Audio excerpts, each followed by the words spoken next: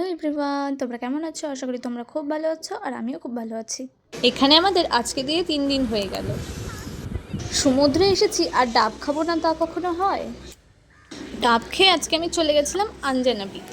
আমরা এতদিন বাগা বিচে ছিলাম, বাগা বিচে থেকে আঞ্জনা বিচ অনেকটাই দূরে।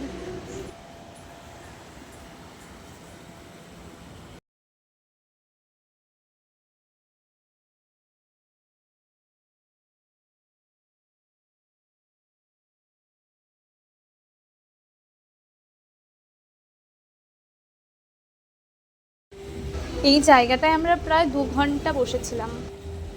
আমাদের দুজনেরই মনটা একটু খারাপ ছিল, কারণ কালকে আমরা এখান থেকে চলে যাচ্ছি।